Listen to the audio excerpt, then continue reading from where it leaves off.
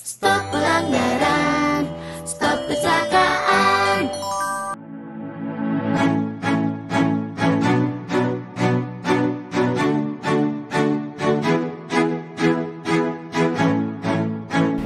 Salam lalu lintas yang aman, selamat, tertib, dan lancar. Ini kita sekarang berada di Kampung Tertib Lalu Lintas. Ini betul. Desa apa ya Pak ya? Sama Pak Haji Suranto.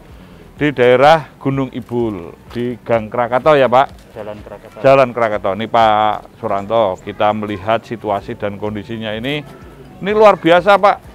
Ada taman bermainnya, ada taman bacaannya, ini jalan sepeda, ada jalan sepeda, jalan sepapak, sehingga semua dibikin fungsional.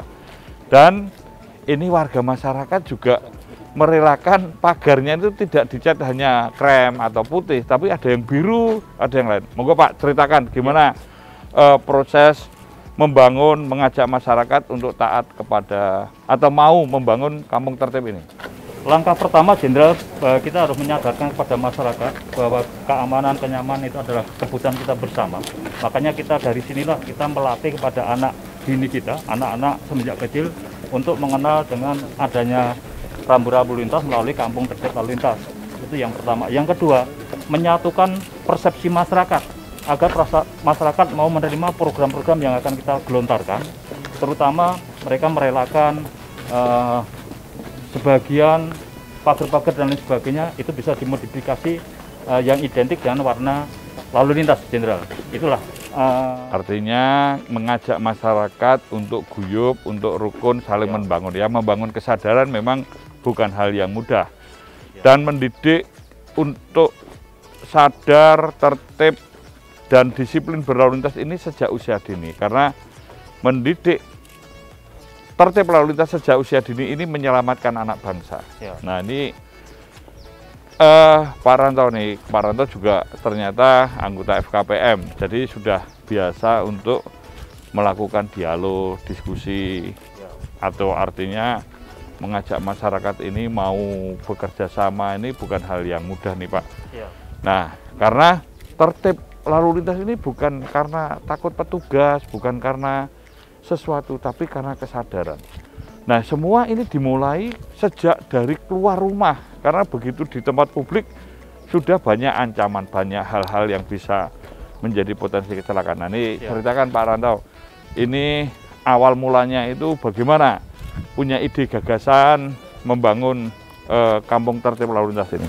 Jadi izin Jenderal, tercetusnya pembangunan kampung tertib lalu lintas di Gunung Ibul adalah dasar yang mendasar. Satu, di saat kami melihat langsung ke masyarakat, itu begitu masyarakat salah itu biasanya belum ketemu sudah ketakut duluan, apalagi kalau mungkin di pengadilan dan sebagainya itu belum sampai ke halaman kantor polisi, kantor pengadilan sudah takut duluan. Makanya kami mencoba mengenalkan kepada masyarakat ini loh hal-hal yang positif yang Anda harus ketahui. Di sini nanti ada rambu-rambu, ada petugas yang mengatur dan sebagainya, agar masyarakat itu tidak ditakutkan dengan seragam yang coklat-coklat seperti Jenderal yang dipakai selama ini. Selama ini kan masyarakat kapan ada rahasia dan sebagainya takut, menghindar mereka. Makanya kita mencoba menyadarkan pada masyarakat melalui lintas di jalan tertib lalu lintas ini, nanti dilengkapi dengan dokumen dan sebagainya, ada surat-surat, SNK, SIM, karena program salah satu EKPM kemarin juga membantu pada masyarakat di sepanjang jalan Krakatau ini yang tidak memiliki SIM, kita bantu agar mereka memiliki SIM, Jenderal. Bisa lebih tertib berlalu lintas ya, tapi kalau kita melihat memang komunitas ini kita mulai dari kelompok kecil. Karena kelompok kecil ini akan lebih mudah untuk dialog, mengenal dari hati ke hati, dan juga menyamakan persepsinya. Nah, komunitas-komunitas ini kita berharap untuk bisa dikembangkan, tidak hanya di sini ya, tapi juga bisa menjadi inspirasi ke tempat-tempat yang lain, dengan gaya, dengan model yang lain, atau hal yang berbeda, karena walaupun pada prinsipnya sama, tetapi gaya bisa berbeda. Nah, di sini saya ingin Pak Ranto, ada harapan apa untuk bisa menumbuh kembangkan ke tempat lain? harapan kami Jenderal, yang pertama kalau mau mengembangkan yang lain itu nanti nomor 2-nya Jenderal.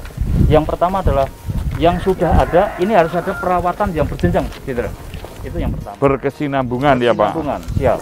Yang kedua ini nanti bisa dijadikan proyek masko proyek kepada kabupaten kota lain agar bisa mengikuti kegiatan yang sama.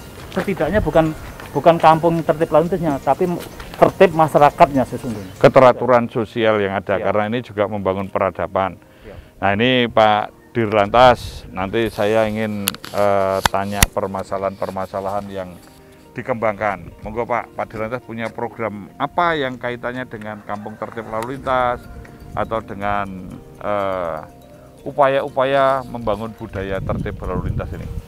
Siap, Jenderal. Jadi memang dari data yang ada, begitu banyak kecelakaan lalu lintas melibatkan anak-anak remaja, anak-anak sekolah juga yang masih belum cukup umur bahkan untuk mengendarai kendaraan. Anak-anak yang di bawah umur sudah berkendara, ini tentu sangat membahayakan ya Pak? Betul Jenderal, karena ada juga kebanggaan dari orang tua memberikan anaknya itu sepeda motor di usia dini, dia pakai sepeda motor. Padahal itu suatu Hal yang kecerobohan yang membahayakan. Jadi dengan adanya kampung tertib lalu lintas ini mengingatkan mereka supaya hal-hal yang seperti itu tidak dilakukan. Menjadi suatu edukasi lingkungan ya. Nah, ini juga budaya malu untuk tidak melanggar ya. Ini Pak Kadisub, ini monggo saya ingin coba Pak Kadisub menceritakan bagaimana program dari perhubungan ini menjadi mitra dari RUNK, karena kan di sini pasti ada Road Safety Partnership Action ya. Saya lihat Prabu Mulih ini kota yang bisa untuk dibangun Smart City. Nah, monggo Pak ceritakan spirit-spirit yang dibangun perhubungan di Prabu Mulih ini Pak. Terima kasih Pak Jenderal. Jadi kami dari pemerintah Kota Prabu Mulih, khususnya Dinas Perhubungan Kota Prabu Mulih, sejak awal sudah komitmen utamanya dengan pihak Polres Satlantas Kota Prabu Mulih untuk selalu berkoordinasi dan berkolaborasi dan koordinasi untuk melaksanakan yang terbaik buat masyarakat, antara lain kita dalam rangka membentuk, merawat dan terus melanjutkan program tertib kampung tertib lalu lintas ini. Jadi ada suatu kebersinambungan ya, dukungan-dukungan dari para pemangku kepentingan. Betul. Nah ini ke Pak Didi ya. Siap. Pak Didi ini sebagai Danramil. Siap. Nah sebagai Danramil Pak Didi ini tentu tugasnya juga ada di masyarakat. Karena juga dari Koramil atau dari fungsi teritorial juga membangun keteraturan sosial. Monggo ceritakan Pak Didi untuk di Izin melapor sini. Bapak Jenderal yang terhormat, kami sebagai Danramil dan Babinsa bersinergi dengan Pemerintah Tipas mendukung untuk kegiatan dari Pak Haji Suranto sebagai Ketua Forum. Jadi di sini ada forum dan mendukung kampung tertib ya. Siap. Jadi artinya dukungan-dukungan ini menjadi bukan hanya soft power, tapi menjadi smart power ya. Siap. Artinya menjadi kekuatan. Nah ini Pak Mario, monggo silahkan Pak Mario untuk memberikan suatu closing. Sebagai closingnya, gongnya nih, monggo sampaikan. Mohon izin Jenderal, jadi pada kesempatan ini mungkin terhadap kampung tertib lalu lintas ini khususnya RT3 ini mungkin bisa menjadi motivasi ke daerah-daerah lain, bukan hanya di daerah RT3 ini aja, namun hampir semua mungkin daerah-daerah RT yang ada di Kota Prabu Mulih ini semua akan melakukan semua ini supaya masyarakat kita, adik-adik kita sadar dengan berlalu lintas di jalan. Kita membangun keselamatan dari rumah kita, karena kita harus sadar pelanggaran ini menjadi potensi penyebab kecelakaan. Dan kita sadar bahwa sumber daya manusia adalah aset utama bangsa ini. Mengedukasi tertib berlalu lintas sejak usia dini menyelamatkan anak bangsa. Stop pelanggaran, stop kecelakaan, keselamatan untuk kemanusiaan. Stop pelanggaran.